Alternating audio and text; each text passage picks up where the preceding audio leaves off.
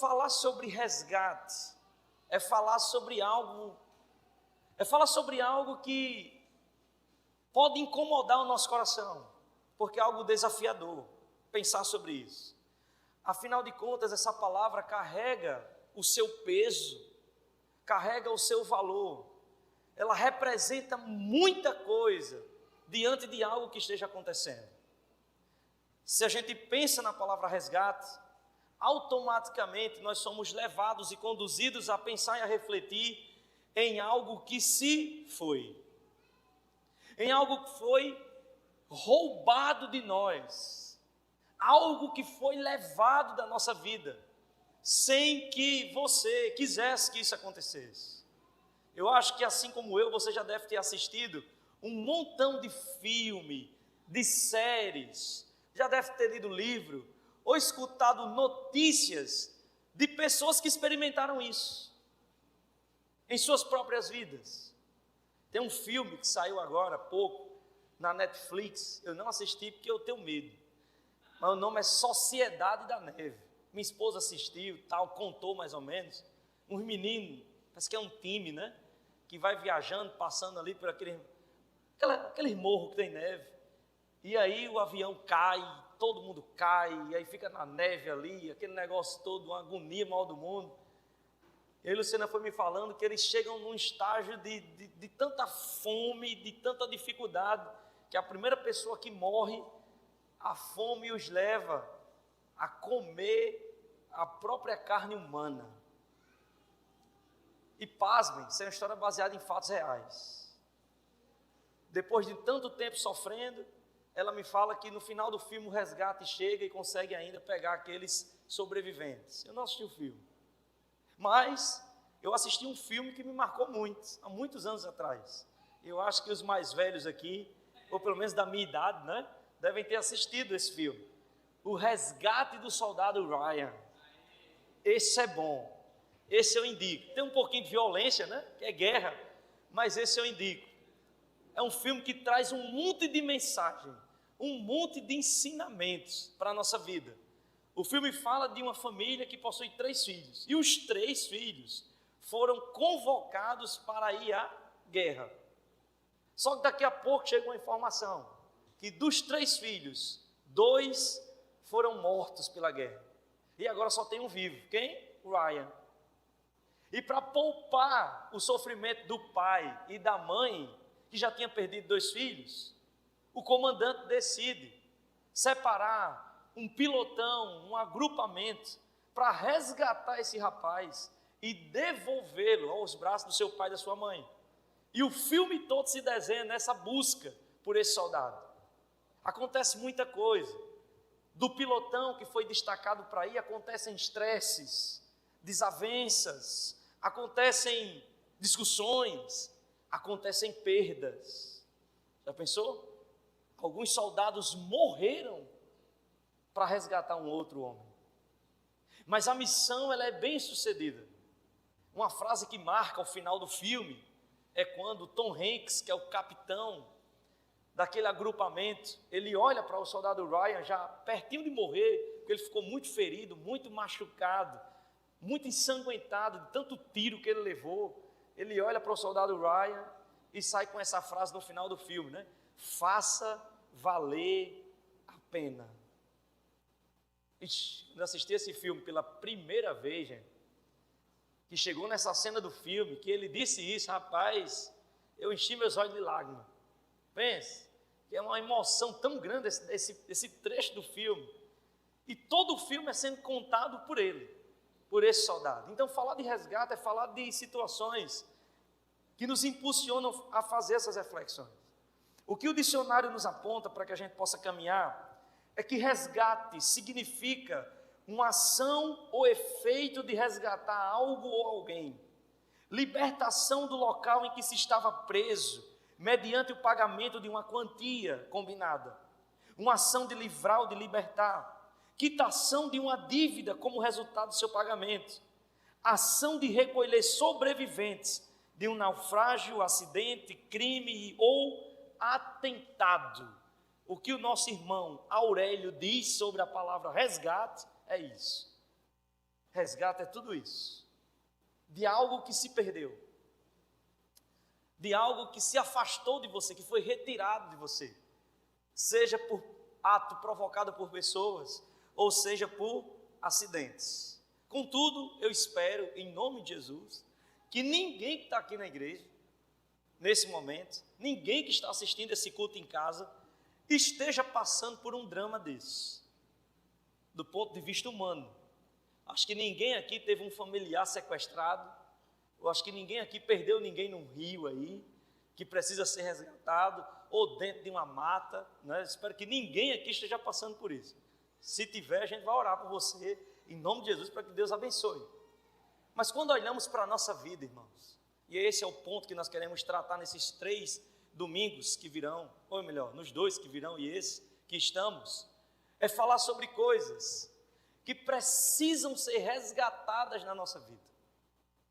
Se tem uma coisa que o nosso adversário, ele tem feito, e ele tem feito com muita primazia, é fazer o que ele estava proposto a fazer. João capítulo 10, versículo 10.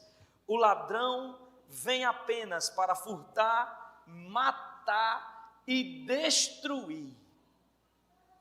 O diabo tem roubado muita coisa de mim e de você. Muita. Não é apenas uma, mas muitas e muitas coisas da minha vida e da sua vida. E eu espero que esse tempo que vamos ter seja um tempo de resgatar algumas coisas que o inimigo levou, que o inimigo tirou de você, sem você desejar que ele tirasse. Esse é o nosso propósito, o nosso alvo para esses próximos dias. Alguém já falou, eu não sei quem escreveu isso, eu só sei que eu escutei de alguns pregadores. Um deles esteve aqui, eu acho que há um ano atrás, 1 ano e meio atrás. O Fábio Aposan falou isso aqui. A gente já esteve com a pastora Thalita Pereira, ela falou também.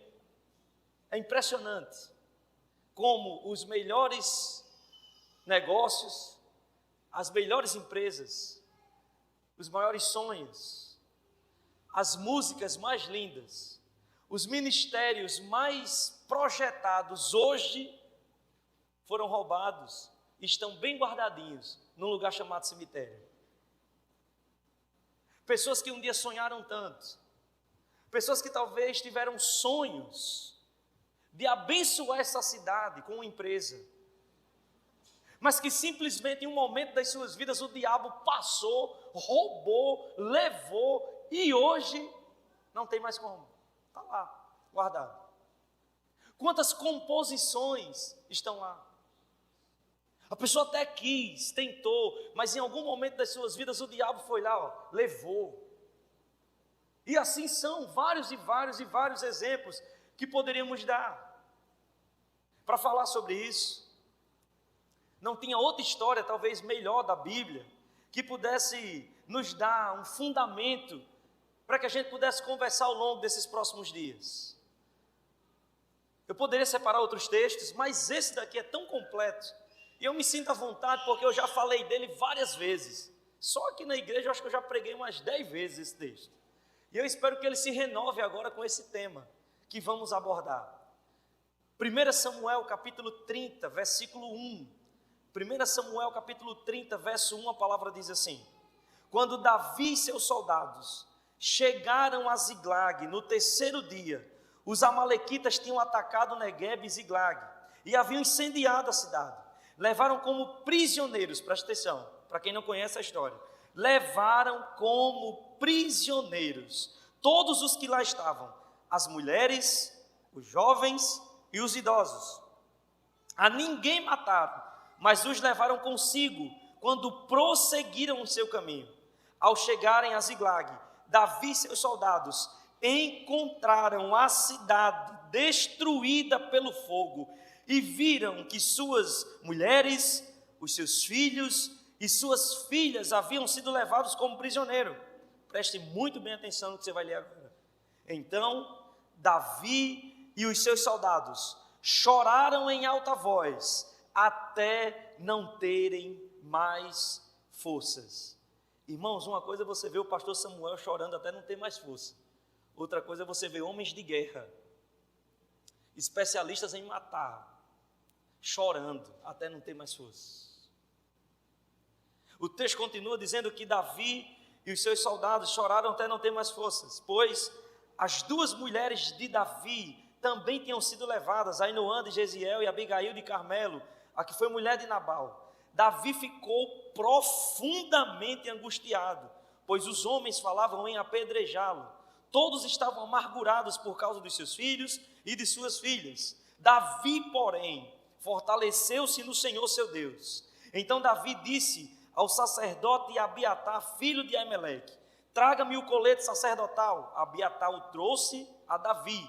E ele perguntou ao Senhor: eu devo perseguir esse bando de invasores? Eu irei alcançá-los?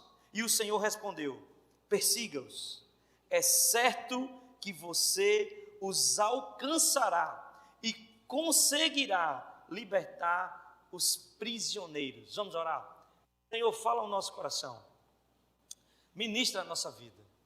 Que não seja, Deus, um texto escrito simplesmente por um homem, mas que tudo aquilo, Deus, que foi escrito nesse equipamento, que seja uma ministração do Senhor, em primeiro lugar, o meu coração, e em segundo lugar, para alcançar corações que estão aqui, e corações que estão espalhados aí por tantos lugares dessa cidade e fora dessa cidade, pelo YouTube. Fala conosco, Senhor, no nome de Jesus, amém. Resgate. Eu acho que fica bem nítido que essa história fala de um resgate dramático. Nos próximos domingos a gente vai ver o desfecho dessa história.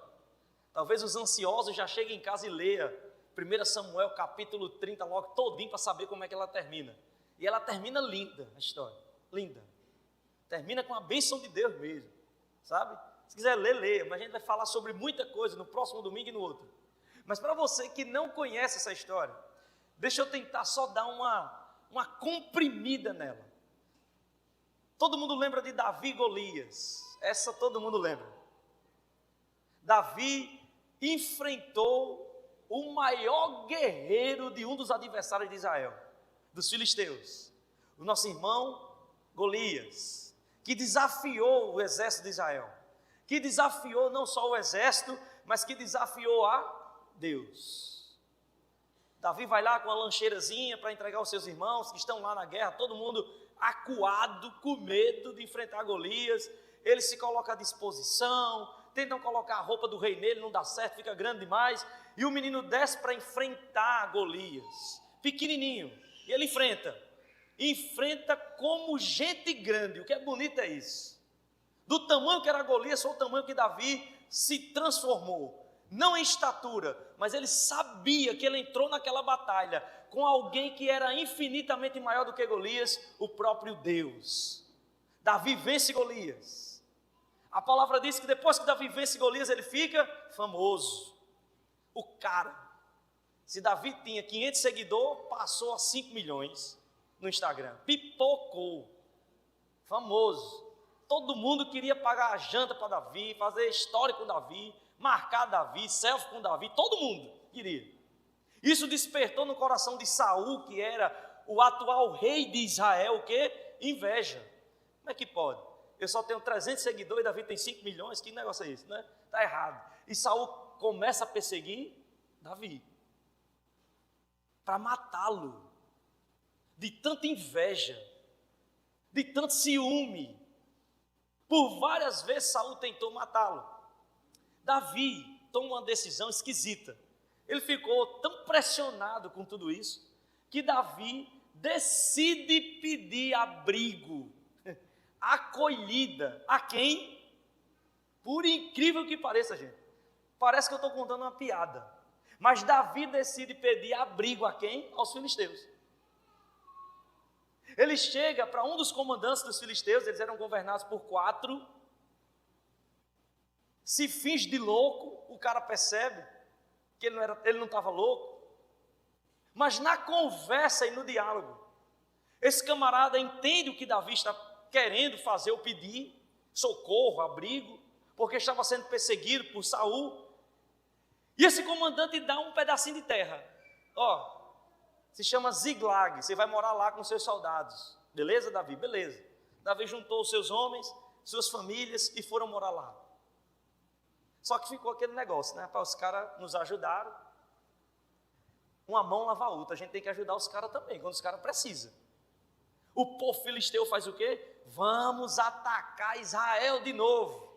Agora a gente derrota Israel. Agora a gente derrota Saul. Olha que loucura. Quem é que se coloca à disposição para entrar nessa briga? Davi. O rei Davi se coloca à disposição dos filisteus para lutar contra o seu povo. E ele vai marchando. Sai de Ziglag, se despede de todo mundo e vai marchando. Quando ele se apresenta a todos os generais do povo filisteu, dos 4, 3 reprovam. E dizem, pá, o que esse cara está fazendo aqui? Não, ele agora está do nosso lado. Ó, a gente ajudou ele aí, deu um pedacinho de terra, ele falou que ia nos servir, que ia nos honrar. E os outros 3 chefes dos filisteus olharam para aquele que estava simpatizado com Davi e disse assim, olha, não, esse cara quer enrolar a gente. Quando a guerra começar, sabe o que ele vai fazer? Ele vai se rebelar contra nós e vai ficar do lado do povo dele no meio da guerra e vai nos matar. Nós não queremos ele aqui. Pode mandar ele embora. Essa notícia chegou para Davi. Davi, a turma não aceitou você ir para a guerra. Estão com medo de você trair a gente. Vai embora. Davi vai voltando para casa. Quando Davi vai chegando em casa, de longe ele vê uma fumaça. Opa! Será que as nossas esposas adivinharam que a gente vinha? E estão fazendo um churrascão para nós? E quando eles chegam na cidade, o cenário é esse que vocês acabaram de ler. Um povo do inferno. Se vocês quiserem estudar o povo amalequita na Bíblia, vocês vão ver que esse povo é um povo do inferno. Parece que estavam só esperando Davi sair. Eles entram em Ziglag. E mesmo só encontrando mulheres, crianças e idosos, eles prendem todo mundo. Eles pegam tudo que tinha de valor, todos os animais, e se não bastasse, eles incendeiam toda a cidade, tudo. Todo mundo desprotegido. Os caras chegaram na maldade, sendo traiçoeiro, pelas costas, sabendo que todo mundo ali estava vulnerável, e levam todo mundo. A palavra diz que quando Davi e os seus homens olharam esse cenário, gente, eles ficaram tão angustiados que eles choraram até não ter mais forças. Irmãos, estou caminhando para os meus 40 anos. Eu não lembro na minha história de ter chorado até não ter mais força. Eu já chorei muito na minha vida, muito. Já chorei por perdas, já chorei muito de tristeza, de decepção, de medo, muito. Tenho vergonha de dizer. Mas eu não lembro na minha história algo ter acontecido comigo, de eu chorar, ao ponto de não ter força para ficar em pé, não lembro.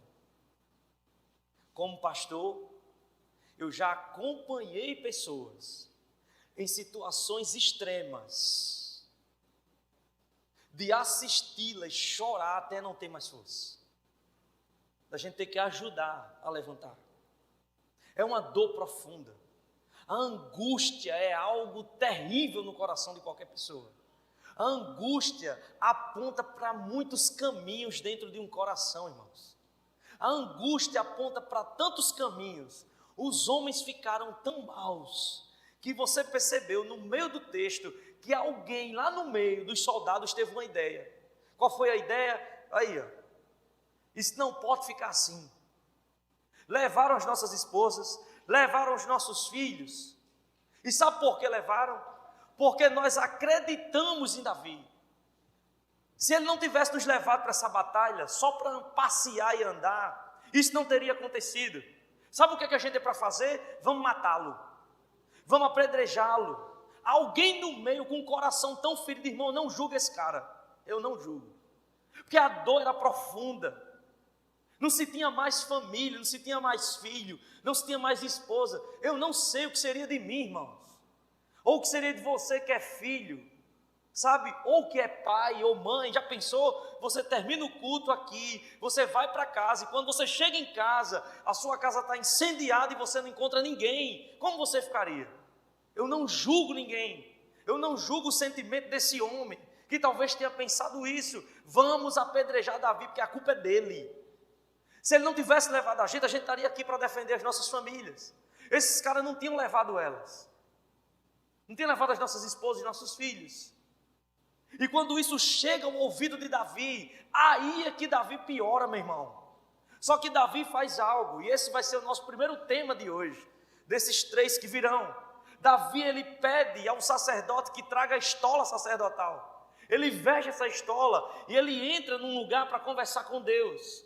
E ele troca uma ideia com Deus, e a conversa de Davi com Deus é maravilhosa, simples e objetiva. Deus, se eu sair daqui, eu vou alcançar esse bando, eu vou alcançar esses camaradas que levaram as nossas esposas e filhos, e se eu alcançar, eu vou conseguir libertá-los.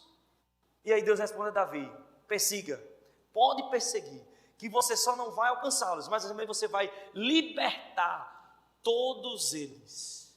Davi sai de dentro dessa tenda, irmãos. Eu não sei como foi que Davi saiu de lá, só sei de uma coisa: Davi saiu diferente, porque todos os soldados que estavam pensando em matá-lo, decidem confiar mais uma vez em Davi, e em busca de suas mulheres e filhos. Resgate é algo importante. Se tem algo que o diabo tem roubado, irmãos, a pregação de hoje é muito simples, 2 pontos só 2. A cada domingo a gente vai falar sobre coisas que o diabo tem roubado da nossa vida presente.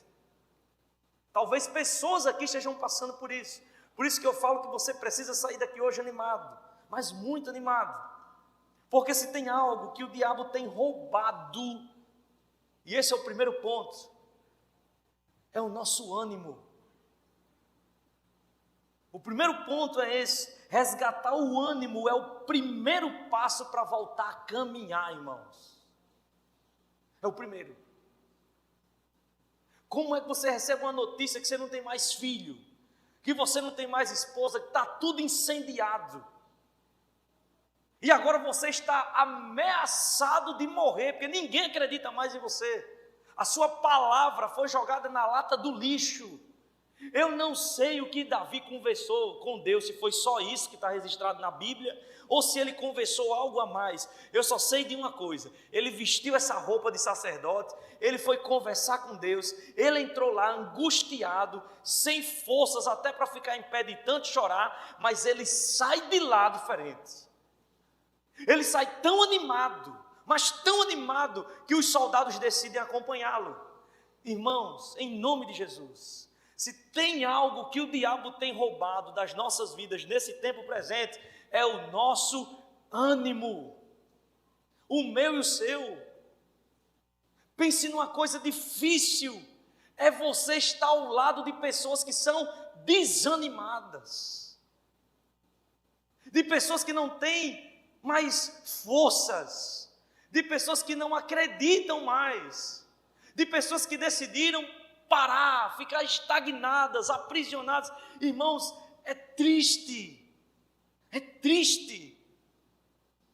Hoje é um dia de resgatar esse ânimo, porque na presença de Deus, é isso que a sua Bíblia diz e a minha também, na presença de Deus até a tristeza salta em alegria. É dia de resgatar o ânimo, de tirar do nosso coração desânimo, independentemente do que tenha acontecido na sua vida. O resgate do ânimo é o primeiro passo. Ânimo significa condição. Olha o que o seu irmão Aurélio diz, coisa maravilhosa, né? Condição do espírito, alma e corpo, excesso de determinação diante de uma circunstância perigosa. Ânimo significa coragem. para prosseguir, para continuar acreditando nos seus sonhos, nos projetos de Deus, no seu chamado, no seu ministério, na sua casa, nas convicções que um dia Deus colocou na sua vida, para que você não termine a sua história como muitos no cemitério, não só enterrado, mas enterrado junto com você. Um monte de projeto que Deus colocou na sua mão e não foi executado porque o diabo conseguiu roubar da sua vida algo muito especial, o seu ânimo. Olha o que significa desânimo. Agora uma consulta grátis com um psicólogo Samuca. Então anote aí, se você tiver um desses sintomas, Deus já vai falar com você hoje para você resolver seu coração. Não sou eu que estou dizendo, viu? Aqui, lembre-se disso, é o que os psicólogos dizem.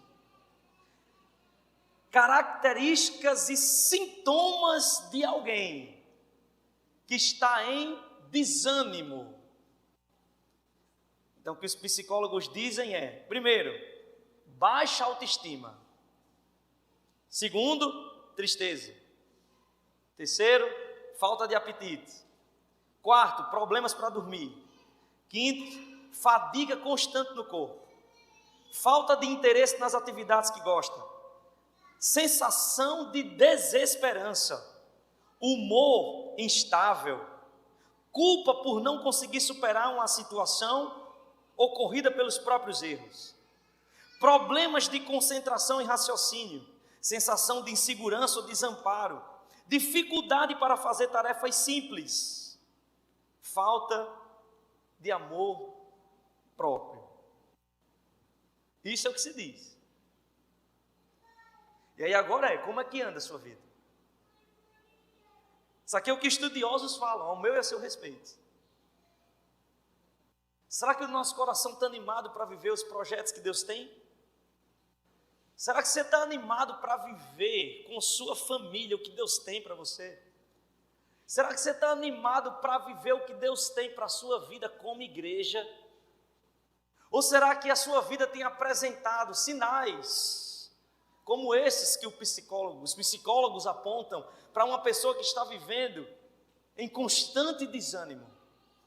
Irmãos, em nome de Jesus, o povo de Deus é um povo diferente. O povo de Deus é um povo que carrega algo diferente. Se você ama Jesus, você carrega algo de muito especial, você carrega algo diferente.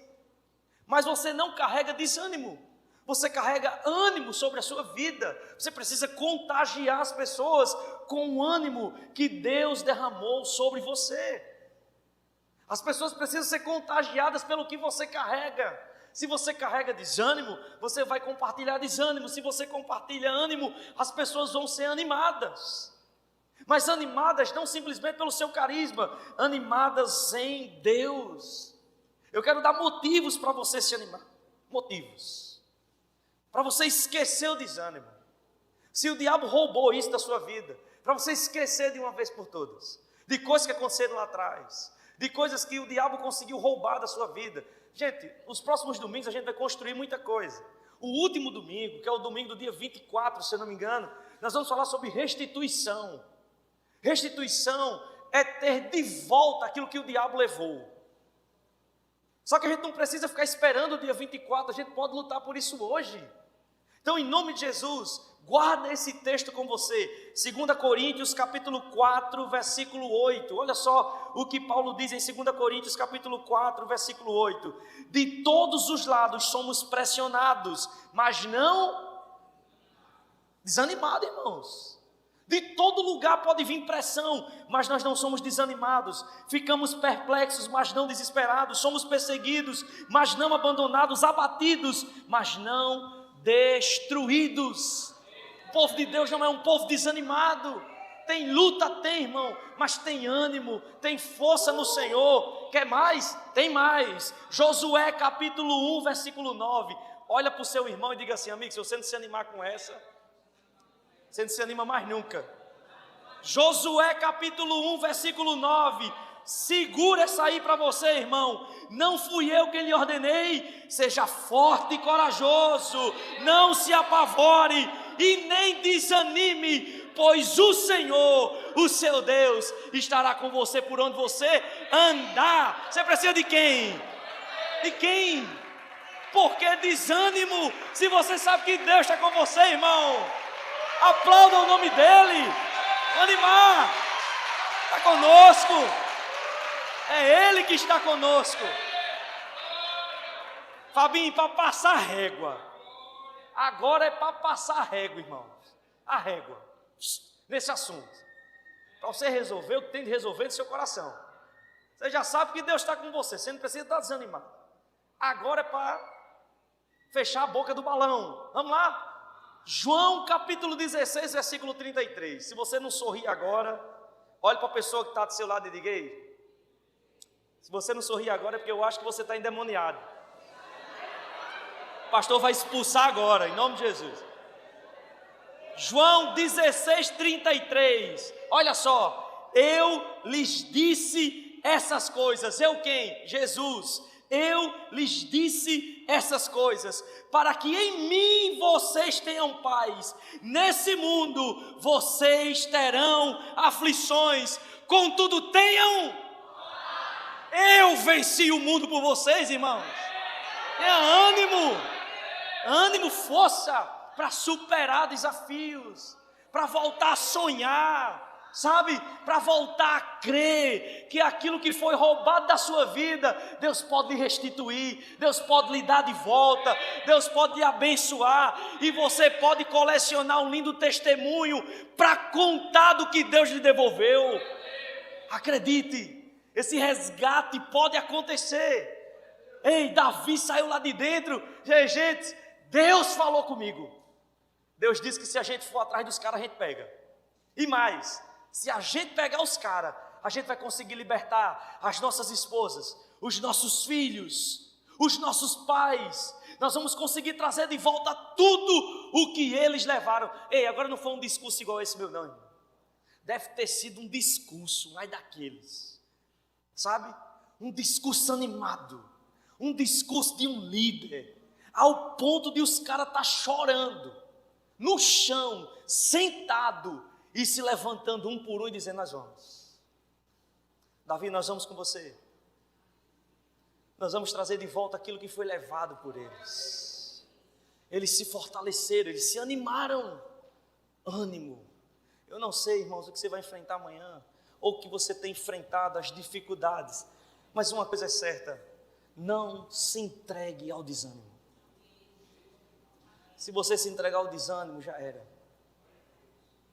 Você não vai conseguir avançar na sua vida, sabe? Tudo isso que a gente leu agora, textos tão especiais.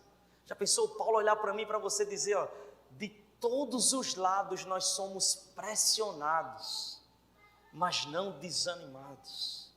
Aí você olha Deus falando com Josué: Josué, não desanime, eu vou estar com você por onde você andar. Aí vem Jesus e diz: eu venci por vocês. No mundo vocês vão ter aflições, mas tenham ânimo, eu venci o mundo. Então por que eu e você vamos nos entregar ao desânimo? Por que eu e você vamos entregar os pontos? Em nome de Jesus, o que Deus colocou no seu coração, irmão, ei, vai se realizar. A gente não pode abrir mão de ministério, a gente não pode abrir mão de projetos, a gente não pode abrir mão daquilo que Deus colocou em nossas mãos. Quanto maior é o propósito, irmãos, maiores são os desafios. A minha esposa, ela sempre fica puxando a minha orelha e me regulando, né? Puxando a orelha e me regulando. E volta e meia ela fala isso. Eu sei que ela fala em amor, em cuidado. Mas volta e meia ela diz: meu filho, você está orando mais, você está lendo mais a Bíblia, você está jejuando mais. Sempre ela fica cobrando. Isso lá em casa é quase que, sabe, diário, semanal, ela faz essa pergunta. Mas sempre ela faz questão de trazer à minha memória algo que de fato a gente precisa parar para pensar. Meu filho, se hoje você tem grandes responsabilidades com o que você ora, Deus está lhe levando para um lugar muito maior. As dificuldades vão aumentar. Sabe, as lutas vão ser maiores, porque o lugar é maior, a visibilidade é maior, as pedradas que vão vir são maiores. Entende? É por isso que a gente precisa buscar mais a Deus. A gente não pode ouvir isso e desanimar. Ai meu Deus, eu sou pequenininho, a nossa cidadezinha, o Senhor inventou de dar um prédio daquele tamanho, meu Deus, o que é que vai ser de mim? Ai Jesus, isso não é comigo. Ai Jesus, eu acho que o Senhor me deu esse prédio, mas eu acho que esse prédio é para outro pastor que vem, mais preparado, com as costas mais largas. Ei irmãos, esse não é pensamento de gente animado no Senhor não. Deus, se o Senhor nos deu, o Senhor vai nos capacitar. Se o Senhor está nos dando, o Senhor vai nos levar para águas que são tranquilas também. Vai ser tempo de paz, tempo de salvação, tempo de restauração, sabe? Tempo do mover do Espírito Santo naquele lugar. A gente precisa acreditar nisso. E não se vender ao desânimos, às impossibilidades. Às vezes alguém chega e diz, pastor, você tem noção de tanto de gente que você vai precisar para isso, daquilo, irmãos, o meu pensamento agora é Deus, me dê condição de me mudar, pronto, só peço isso, o resto, Deus vai fazendo à frente, vai fazendo adiante, e vai levantando pessoas. Se a gente vai precisar de alguém para administrar, Deus vai levantar. Se a gente vai precisar de um contador, Deus vai levantar. Agora a gente chegou aqui na igreja, Deus levantou gente para o louvor, que Ele sabia, que eu não sabia cantar, que eu não sabia tocar, que eu não sabia fazer nada. Hoje a gente tem gente que canta, tem gente que toca, tem gente no som, tem gente em luz, tem gente em todo lugar nessa igreja que Deus levantou. Será que o mesmo Deus que levantou aqui não vai levantar lá? Eu preciso me animar no Senhor, porque até aqui Ele me ajudou, Ele lhe ajudou e Ele vai continuar lhe ajudando, irmão. Até aqui, se Ele fez, Ele vai fazer. Precisamos nos animar no Senhor. E aí, para terminarmos a nossa noite, falamos de ânimo, mas a segunda coisa é resgatar a esperança. É o único meio para você voltar a sonhar. Aquele projeto, sonho, ministério, que o diabo roubou de você, você perdeu o ânimo. Se perde o ânimo, irmão, perde a esperança. Perdeu a esperança, já era. Esperança, pelo que se diz no dicionário, é a confiança de que algo bom acontecerá. Já imaginou? Isso é esperança. A confiança de que algo bom acontecerá. É você crer, crença de quem espera ou deseja algo melhor no futuro. Isso é esperança. Agora, como é que Davi, você vai concordar comigo, como é que Davi vai conversar com todos os seus soldados? Desanimar, sem esperança. Como é que ele chega para conversar com seus soldados e diz assim, ei gente, já era. Não vou nem orar eu vou. Não vou nem conversar com Deus, vamos fazer o seguinte, esse negócio acabou aqui, se vocês quiserem me matar, está no direito de vocês, mas a partir de hoje os guerreiros de Davi se acabam, cada um siga a sua vida, cada um siga a sua história, porque a nossa história vai terminar aqui. Essa história poderia ou não poderia ter terminado assim? Era o mais fácil. O mais fácil era nós lermos hoje o texto dessa forma. Mas esse encontro de Davi com Deus animou tanto o coração de Davi, que além de ter animado Davi, reacendeu a esperança. Ele olhou para os seus soldados e disse, olhe, Deus disse que se sairmos, nós vamos trazer de volta tudo. Esperança. Eu não sei se é hoje ou se é amanhã, mas Deus vai nos dar de volta esperança. Esperança. Não perca a sua esperança. Não importa o tamanho do desafio, o tamanho da batalha, mas eu e você, que servirmos a esse Deus tão maravilhoso, não podemos perder a nossa esperança. Romanos capítulo 5, versículo 3. Olha que texto lindo, lindo, lindo, um poema que eu vou ler para você. Romanos capítulo 5, versículo de número 3. A palavra diz assim, não só isso, mas também nos gloriamos nas tribulações, porque sabemos que a tribulação produz perseverança, A perseverança, um caráter aprovado. E o caráter aprovado, a esperança. E a esperança, irmão, eita, você precisa amar Jesus. A esperança não nos decepciona, porque Deus derramou o seu amor em nossos corações, por meio do Espírito Santo, que Ele nos concedeu. A esperança não nos decepciona. Você não vai se decepcionar com o que Deus projetou para a sua vida. Você não vai. Assim como o ânimo. Vamos passar régua nesse assunto? Os meninos vão colocar um texto aqui agora, eles não vão retirar, o texto vai ficar aí, estampado, pelo menos durante uns 2 minutos. Sabe como é que você se cura? Sabe como é que você volta a crer? A gerar boas expectativas no seu coração daquilo que Deus pode fazer hoje e amanhã. A restabelecer a esperança no seu coração. Um camarada chamado Jeremias foi o único profeta que escreveu 2 livros.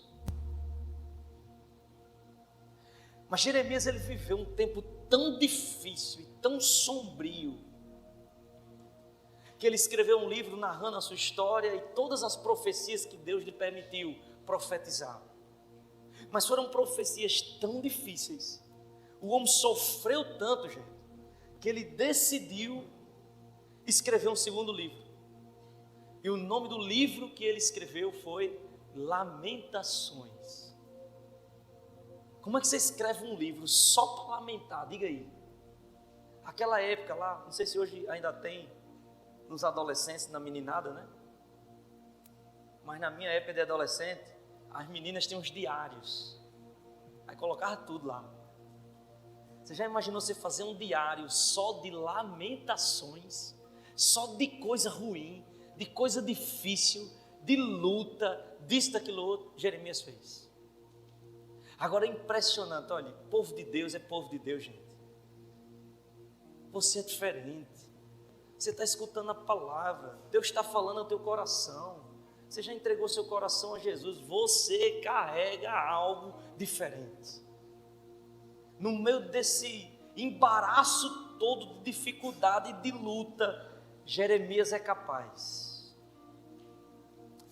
de dizer a seguinte frase, Lamentações capítulo 3, verso 21, eu quero trazer à minha memória o que pode me dar esperança. Eu quero trazer à minha memória o que pode me dar esperança. Eu quero trazer à minha memória, sabe o quê? O que Deus já fez. Eu quero trazer à minha memória quem eu era lá atrás, da minha infância, de onde eu vim e onde Deus está me colocando hoje. Eu quero trazer à memória todas as possibilidades que existiram para mim e você não dar em nada, mas Deus nos conservou até aqui. Eu quero trazer à memória os livramentos que um dia Deus me deu. Eu quero trazer à memória as vezes que Deus me poupou. Eu quero trazer à memória as vezes que Deus falou ao meu coração. Eu quero trazer à memória as vezes que Deus respondeu a uma oração. Eu quero trazer à memória aquele dia que eu vim assistir um culto e parecia que só existiam 2 pessoas na igreja, o pastor e eu, porque tudo que foi falado foi sobre a minha vida. Eu quero trazer à memória o que pode me dar esperança. Esperança. É isso que Jeremias nos ensina. Esperança. Se o meu ânimo é renovado, a minha esperança é ativada. Eu sei em quem tenho crido, eu sei que Ele é poderoso para fazer amanhã tudo o que Ele prometeu, tudo. Mas e ao seu respeito?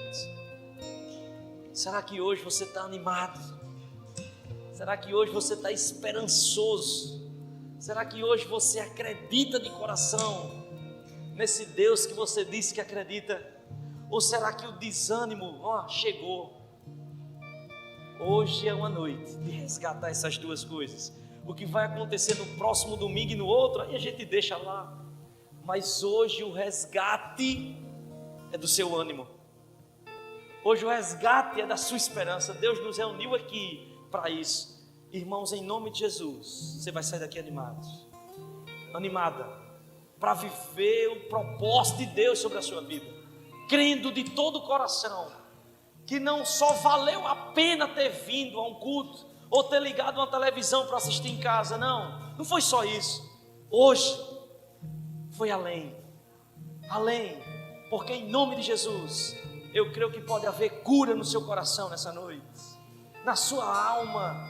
A palavra diz que na presença de Deus até a tristeza salta em alegria, irmãos. Imagina um desanimado, imagina alguém que deixou de sonhar, alguém que está colocando um monte de impossibilidade na cabeça. Ei, o Deus que você serve é um Deus que pode fazer infinitamente mais daquilo que você pensa, daquilo que você pede. É um Deus que continua tendo todo o poder. Ei, discute o que eu vou lhe dizer, irmão, em nome de Jesus. Você já viu lá o meu servo Jó? Ele é íntegro, ele é fiel. E aí o diabo olhou para Deus e disse: mas ele só é fiel e íntegro porque ele é rico, porque ele tem saúde, porque os filhos dele são bonitos, porque o casamento dele é uma bênção. Se você me permitir tirar tudo isso, eu quero ver ele permanecer ser crente, fiel, animado. E aí Deus foi lá e disse: pois tire, só poupe a vida dele, mas tira a riqueza. Pode tirar, tira os filhos. O livro de Jó termina como? Senhor, antes eu lhe conhecia só de ouvir falar, mas hoje os meus olhos te veem. Deus restituiu tudo que Jó perdeu, tudo que o diabo levou, Deus restituiu em dobro sobre a vida de Jó, irmão. Será que Ele não pode fazer isso com você? Será que Ele não pode fazer isso comigo? Será que Ele não pode fazer isso com todos nós? Ele pode, Ele tem poder para isso. Então, em nome de Jesus, o Deus que lhe ama, o Deus que disse que é por você. Tem texto na Bíblia que a gente ou crê ou não crê. Se a palavra diz: se Deus é por mim, quem será contra mim? Se um crente não se anima lendo um texto desse, irmão, acabou. Se você sai por essa porta sem acreditar nessa verdade, acabou. Se Deus é por nós, quem será contra nós?